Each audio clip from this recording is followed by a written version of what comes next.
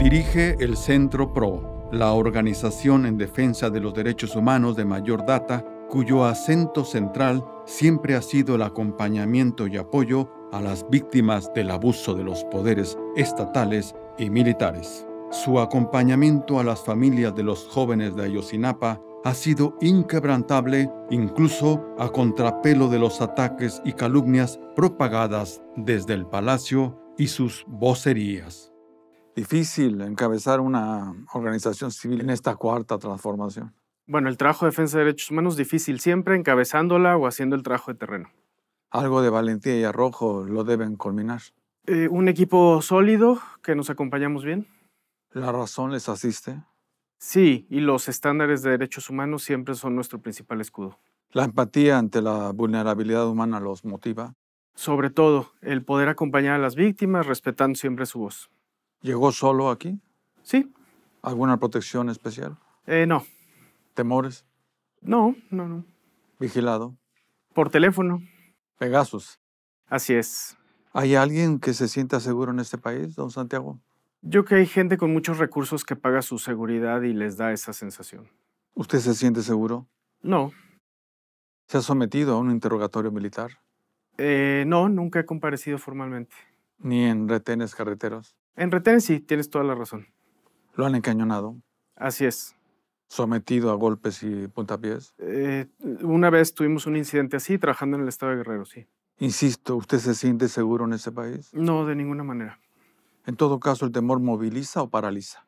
El temor paraliza y hay que reconocerlo para después movilizarse. Hasta el 2023 se registraron 125 asesinatos de defensores de derechos humanos en el país solo en el sexenio de Andrés Manuel López Obrador. Sobre todo quienes defienden la tierra y el territorio en comunidades pequeñas que hacen un trabajo ambiental son los más expuestos y las más expuestas. ¿Ese es el país que dejaron y tenemos? Es el país que se ha gestado en los últimos 15 años, es el que dejó el anterior sexenio y el que sigue enfrente. Organizaciones civiles registran más de 310 masacres extrajudiciales de la mano del Ejército y Fuerzas Federales en el gobierno de AMLO. Hay uso desproporcionado de la fuerza letal por las fuerzas federales, también lo hay por la criminalidad organizada y a veces en contubernio. 344 casos de torturas por parte de las fuerzas militares. La tortura sigue siendo una práctica generalizada en el país, sin duda. Más de 1.200 civiles asesinados por las fuerzas militares en el sexenio de AMLO. Exacto. Continuó esta idea de que abatir criminales era una suerte de logro y no hemos podido revertir eso, si bien se contuvo su aumento en los últimos años. Ninguna sentencia emitida contra altos mandos por ejecuciones extrajudiciales. Hay un problema sistémico de falta de rendición de cuentas de las fuerzas militares que tenemos que abordar. ¿Cienfuegos redimido? Sí, hubo una operación de Estado para rescatarlo, nunca sabremos realmente qué había ahí. ¿Por qué se deben callar esos crímenes? No, se tienen que señalar, se tienen que denunciar, se tienen que investigar y procesar. La impunidad está uniformada y se carcajea. Así es, no ha cambiado la impunidad de las Fuerzas Armadas en el país. Hablando de carcajadas, AMLO se reía del Centro PRO. Hubo alrededor de 40 menciones denostativas en las mañaneras, sí. Ahora la sonrisa de Sheinbaum. Esperemos que no, ojalá que se pueda construir hacia adelante. Actuaron contra los intereses de los padres de Ayotzinapa, les acusó el expresidente AMLO. Una acusación muy injusta, frente a la cual la principal defensa es la confianza de los padres y de las madres. AMLO les dijo que su organización se había echado a perder. Sí, conoce el origen del Centro PRO, tiene esa valoración, creemos nosotros que errada. ¿Es creencia o confirmación? Estamos seguros de que es errada. ¿A qué acuerdo se refirió cuando lo señaló que negociaron con Peña Nieto? Nosotros contribuimos a que vinieran los expertos internacionales que desmontaron la verdad histórica y se quiso sugerir que eso obedecía a algún tipo de contubernio, algo ilógico. ¿Acordaron complicidad con Peña Nieto? Nunca, de ninguna manera. ¿Andrés Manuel López Obrador mintió? Así es, mintió en ese punto. El ejército no cumplió el decreto de entregar la información de todo lo ocurrido la noche de Ayotzinapa. No, inacató ese decreto y administró la información a lo largo del sexenio y todavía ahora tiene información que no ha entregado. ¿Qué protegen? Yo creo que la participación de algunos de sus elementos con la criminalidad organizada de Guerrero. ¿Qué ocultan? Posiblemente también el uso ilegal de interferencias en telecomunicaciones. ¿Cómo lograría el ejército mexicano dominar la voluntad de AMLO? Creo que falseando la información que le presentaba al presidente y, bueno, aprovechando el poder creciente que tuvo en las obras y en otros temas. El saludo de la madre del Chapo. Inentendible, un gesto que fortaleció la posición de la criminalidad organizada. ¿AMLO negoció con el crimen organizado? No me consta. ¿Rubén Rocha Moya? Todo indica que tenía protección alguno de los líderes criminales de la Policía Ministerial del Estado. Hay que investigarlo. ¿Esa complicidad pudo haber agarrado de las manos a AMLO frente a los militares? Creo que la historia tendrá que investigarlo. Mintieron. Los militares, sin duda. Falta que liberen a los Abarca. El caso está muy endeble, puede ocurrir en el futuro próximo. Ojalá que no. La sonrisa de Cienfuegos. La sonrisa y la tranquilidad de haber sido rescatado por el Estado. Al final, Cocula tiene más por decirnos. Nosotros pensamos que no, que la evidencia científica muestra que no puede ser la respuesta a todo el paradero de los 43 estudiantes. Vuelvo. ¿En qué consistió la mentira principal de AMLO ante Ayotzinapa? Creo que de alguna manera insistir en que no hay nada que investigar del ejército. ¿De qué traición se habla ahí? De no haber cumplido la palabra de que toda la información iba a ser accesible y entregada. ¿El movimiento de Ayotzinapa no ha hecho uso político de lo sucedido? Los padres y las madres nunca. ¿Sus abogados? Tampoco. ¿Ni sus familiares? Yo creo que tampoco. ¿Ni con diputaciones? Algunos estudiantes egresados de la normal tuvieron aspiraciones políticas y creo que eso merece un juicio aparte que el que le corresponde a los familiares. ¿Qué cree que se pueda todavía lograr? Conocer el paradero final de los 43 estudiantes es una obligación del Estado que todavía se puede lograr. ¿Vivos? No, yo creo que todo indica que hay que buscar en fosas y demás. Los padres y las madres tienen derecho a sus exigencias, pero nos corresponde a quienes les acompañamos ser muy francos sobre lo que se puede esperar. ¿Se fortalece el crimen de Estado?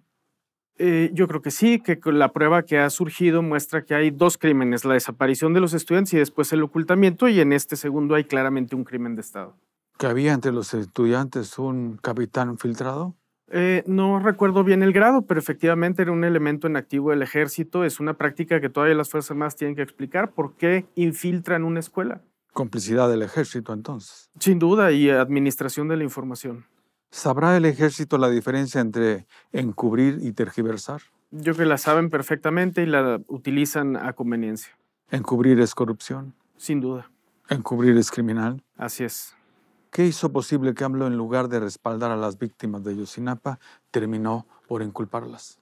Creo que a lo largo del sexenio se fortaleció mucho la posición militar y terminó siendo la única voz dominante sobre el caso. ¿Los usó? No creo. ¿Los manipuló? Creo que no. ¿Omar Gómez Trejo sabe más de lo que ha dicho? Creo que hizo un buen trabajo, como también lo hizo el subsecretario Encinas. ¿En riesgo su vida?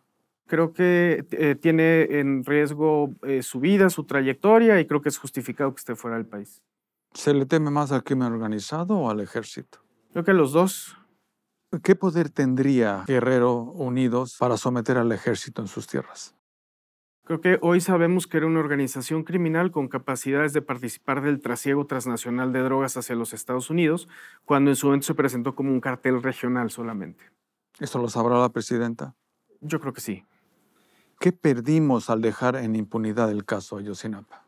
Perdimos la oportunidad de dar un mensaje de que no estamos condenados a que no haya justicia y que como país podemos ser más empáticos con las familiares de las personas desaparecidas. ¿Qué perdió la llamada Cuarta Transformación con esa impunidad? Mostrar que podía ser diferente en la investigación de casos criminales. No lo fue. No lo fue. Si el ejército no acató las órdenes de AMLO, ¿usted cree que acatará a la nueva presidenta? Yo espero que sí, pero están muy empoderadas y el panorama en ese tema hacia adelante es muy preocupante. Sheinbaum, intimidada.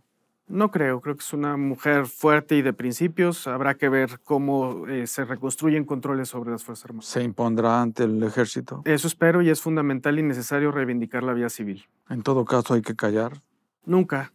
¿Abdicación ante el crimen de parte del gobierno? Hay regiones en el país donde el gobierno ha perdido control territorial y lo tiene la criminalidad organizada. Lo principal es reconocerlo para poderlo cambiar. ¿AMLO abdicó entonces? Creo que tuvo una aproximación errada a los temas de seguridad, sí. ¿Qué hizo, por cierto, AMLO con el poder que se le otorgó? Yo creo que lo ocupó para llevar adelante una agenda fuertemente inclinada a lo social, pero con serias deficiencias en los temas de Estado de Derecho y atención a víctimas. ¿Serias? Muy graves, sí. Incluso lo hemos hablado aquí, traición en algunos temas. ¿El fin justificó los medios? No lo creo. ¿Se creerá impune AMLO? No lo sé, pero si hoy volteamos a la Fiscalía General de la República, no hay ninguna expectativa de que haya una investigación contra nadie con poder en la coalición actual dominante. ¿La sentencia de García Luna es una advertencia o una guía? Es un día muy triste para México. La justicia que hay de los casos de corrupción la hacen otros países, no nosotros. ¿La presidenta de hoy se creerá impune? No lo sé, no lo creo. Creo que es alguien que respeta las normas y no me atrevería a hacer ese juicio. ¿Qué está haciendo con el poder que se le ha otorgado? Estamos por verlo. ¿Está convenciendo o imponiendo? Yo creo que convenciendo, aunque en el caso de la reforma judicial, tristemente imponiendo algo que le fue heredado y que es muy dañino para el país. Ya ha dicho que no piensa reunirse ni con la oposición ni con las organizaciones civiles. Con los padres de Ayotzinapa dijo que se reuniría, que prefería trato directo. Ojalá que podamos estar presentes. ¿Ya tiene fecha? Todavía no. ¿Se ha reunido con ella? No, con los padres de Ayotzinapa en el periodo postelectoral. ¿Y con ustedes? No, en privado no.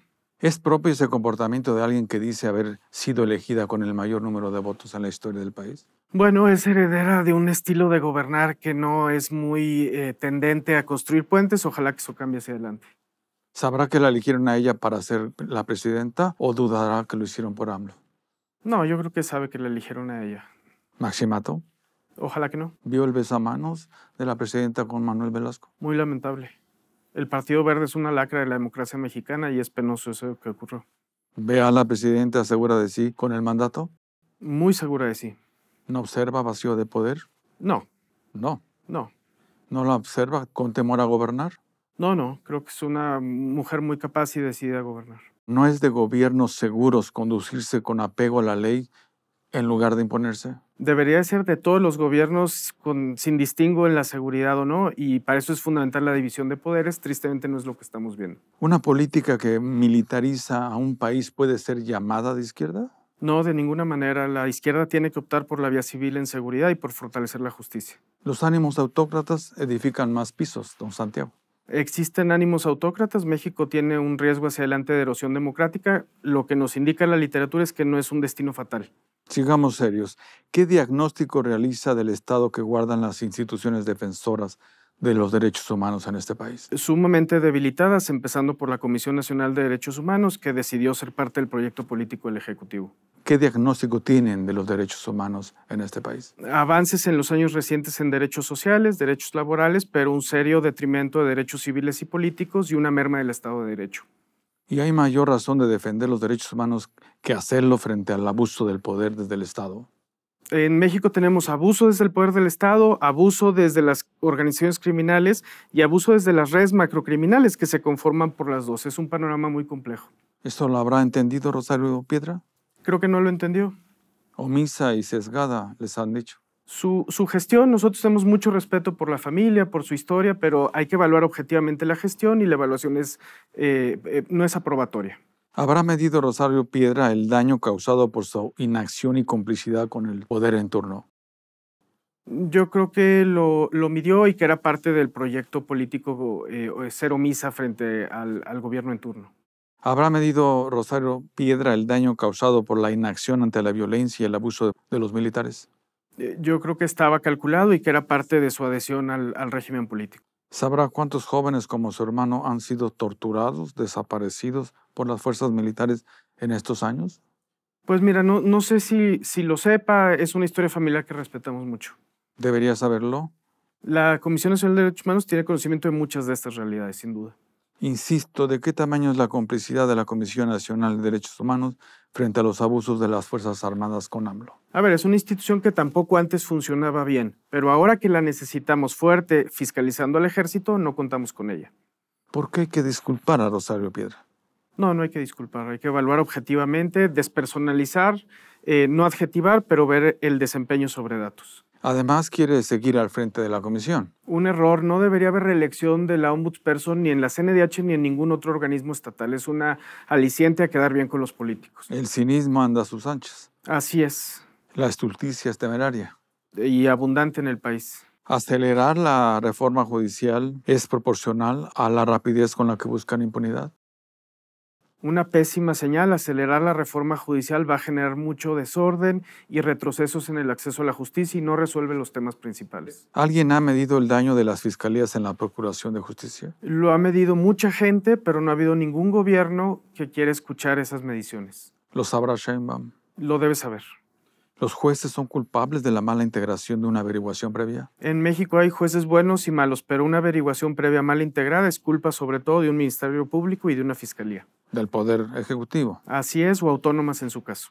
¿Los jueces son culpables de la siembra de pruebas por los agentes investigadores? No, eso es culpa sobre todo de las fiscalías, de sus policías ministeriales y es un tema que no hemos logrado reformar. ¿Es verdad que el crimen estaría detrás de la elección de jueces, ministros y magistrados? Creo que en regiones del país es muy probable que la criminalidad organizada tenga incentivos para proponer jueces, sí.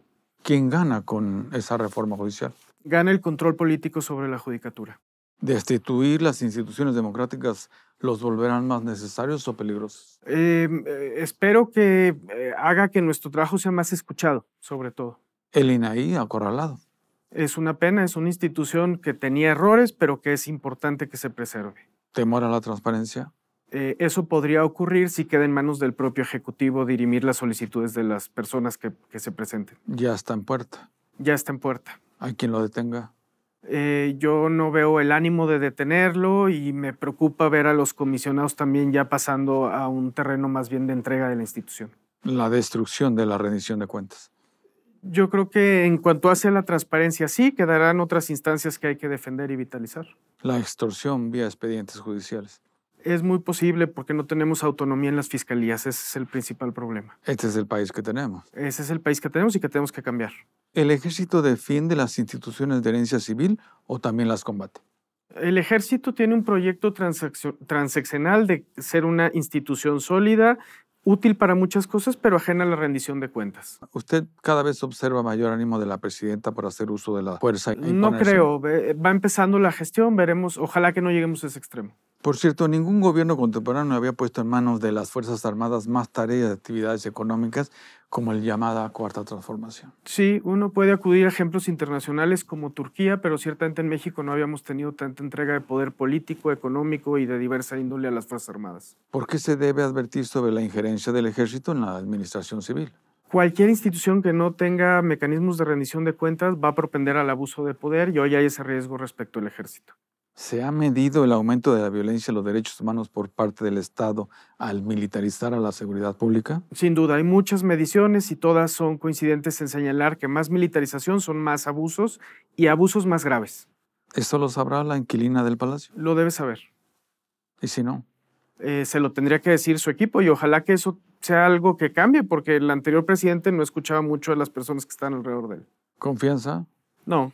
¿Apoyarse en la milicia para la presidenta es fortaleza o debilidad? En el momento actual puede ayudar a tener más popularidad, pero se van a gestar riesgos hacia adelante. ¿En verdad Sheinbaum sabe lo que está haciendo? Espero que sí. ¿Y García Harfuch? Espero que sí. Con García Harfuch regresa a la Policía Secreta de Inteligencia Política. Bueno, regresa la parte civil a la inteligencia que estaba en manos de militares. Ojalá que se haga de una manera democrática y sujeta a controles. Su padre dirigió la temida Dirección Federal de Seguridad. Ese es un hecho objetivo que no debe ignorarse. La DFS fue un órgano de violación de derechos humanos y ahí estaba su padre, desde luego. Su abuelo, el general coludido con la matanza del 68. Así es, implicado en los hechos del 2 de octubre. Hay distintas versiones sobre el tema, pero efectivamente ese es otro hecho objetivo innegable. A ver si no resulta un pequeño error de Sheinbaum haber designado a García Harfuch. Ojalá que no, pero la lección que deja el caso de García Luna es que construir perfiles de superpolicía sin controles genera riesgos. ¿No están haciendo esto con García Harfuch? A veces parece que sí, ojalá que no sea el mismo desenlace. En fin, ¿hay poder que pueda contrarrestar el avance del crimen organizado en el ámbito político? Tendría que ser el poder del Estado, pero para eso necesitamos fiscalías que investiguen las redes macrocriminales. Hoy no las tenemos. ¿El ejército ha sabido enfrentar el crimen o ha sabido negociar con él? Creo que ha sabido negociar con él y creo que enfrentarlo no ha sido efectivo. ¿Qué falta para un Estado fallido? En algunas regiones del país podemos hablar de Estado fallido, pero no creo que sea la realidad de toda la República, no al menos aquí donde estamos conversando. ¿No? No. Si el ejército se ha quedado con la Guardia Nacional, ¿con qué otros poderes le seguirá? Bueno, no nos extrañaría que haya funcionarios de extracción militar postulándose a ser electos como funcionarios judiciales, ahora con la elección popular de jueces, magistrados y ministros, ¿no? ¿Los militares se apoderarán del país? No creo, no es su vocación, pero sí van a conquistar más parcelas de poder sin rendición de cuentas. ¿Lo querrán gobernar? No creo. A veces, por momentos, ¿no le parece que este país es una olla de presión a punto de explotar? Sí, sobre todo escuchando el clamor de las víctimas no atendidas que buscan justicia. Más de 50 días y Sinaloa sitiada. Es terrible lo que está ocurriendo en Sinaloa, Chiapas y sus comunidades en huida. con un deterioro tremendo. Ayer hubo un llamado fuerte de atención del Ejército Zapatista que debe atenderse. Michoacán intimidada por la extorsión. Así es.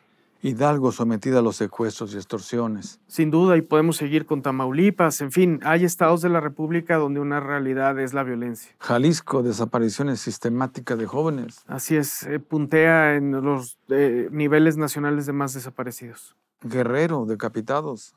Lo que ocurrió con el presidente municipal de Chilpancingo es cruzar una línea roja. Guanajuato, ahogado en sangre. Tremendo, sí. Más del 50% del territorio en manos del crimen. Sin duda alguna. ¿A quién le conviene un país sometido al terror del crimen organizado? Yo creo que a nadie, y por eso tendría que haber una fuerte convocatoria nacional para revertir esa realidad. ¿Quién sabe más de métodos terroristas, las organizaciones criminales o el ejército?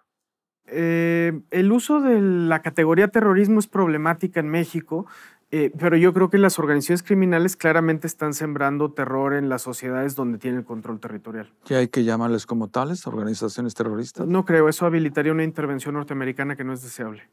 ¿Eso justifica a los muertos? De ninguna manera. Antes de las dictaduras militares en Latinoamérica, en este país ya el ejército torturaba y asesinaba y masacraba a los civiles. Es un pasado sobre el que no han rendido cuentas. Hubo una comisión para investigarlo en el sexenio pasado y se le regateó el acceso a la información militar. Los vuelos de la muerte. Así es, no reconocidos por el ejército hasta el día de hoy. ¿Por qué hay que callar esos crímenes? No deben ser callados, deben ser denunciados y deben ser evidenciados. ¿Tiene usted alguna respuesta al silencio informativo de los altos mandos? Su complicidad en los crímenes, su protección y espíritu de cuerpo sobre la institución. ¿Tiene usted respuesta de su falta de transparencia? La falta de contrapesos es lo que genera la opacidad. ¿Son intocables? Se quiere generar ese mito que son intachables, que son incorruptibles, y eso nos lleva a escenarios no deseados. ¿Es legítimo saber de dónde provienen los ingresos de los altos mandos militares en este país? Sin duda alguna, todos los servidores públicos deberían ser transparentes en su patrimonio. ¿Es legítimo revisar las asociaciones de los altos mandos en empresas beneficiadas con contrataciones gubernamentales? Sin duda alguna, y más porque se ha abusado de la categoría de seguridad nacional para hacer contratación por adjudicación directa. ¿Por eso quieren acabar con el INAI? Puede ser. ¿Se ha medido el nivel de corrupción de los altos mandos? No tenemos los datos transparentes para hacer mediciones serias sobre eso, pero hay presunción de que existe la corrupción, sin duda. ¿El ejército es pueblo? Es pueblo, sí, claro, como tú y como yo. ¿Todo militar es bueno? No creo. ¿Respetuoso de la ley? No creo, y tampoco todo es malo y todo es violador de la ley. ¿El militar goza de buena autoestima? Yo creo que sí están en un momento de mucho empoderamiento público. ¿Se requiere autoestima para denigrar? El quien denigra normalmente es por inseguridad. ¿Sabe el militar que igual es ciudadano? Yo creo que sí. ¿Puede el ejército combatir el crimen? Ha demostrado no ser eficaz. ¿Tienen más recursos que el crimen? No lo sé. ¿Mejor armamento? No lo sé. Creo que algunas organizaciones tienen una capacidad de fuego mayor. ¿No viene la violencia desde el Estado mismo? Y yo que viene desde el Estado, viene de actores no estatales y viene de la connivencia entre ambos. Tenemos esos tres tipos de violencia como mínimo en México. ¿A alguien le conviene un país sometido al terror? Yo que a nadie, y por eso tiene que haber una convocatoria nacional para que lo cambiemos. Algún día toda esa furia y ese dolor contenido en las miles de víctimas de la violencia en este país terminará por salir a la luz. Yo creo que sí, y ojalá que salga en el amor, porque las víctimas están movidas por el dolor, pero también dan muchas lecciones de dignidad y de amor hacia los seres queridos que buscan. ¿Esa furia podrá ser controlada con programas sociales? No, de ninguna manera. Hay mucha dignidad en las familias y anteponen sobre todo su exigencia de justicia, verdad y memoria. ¿Qué viene?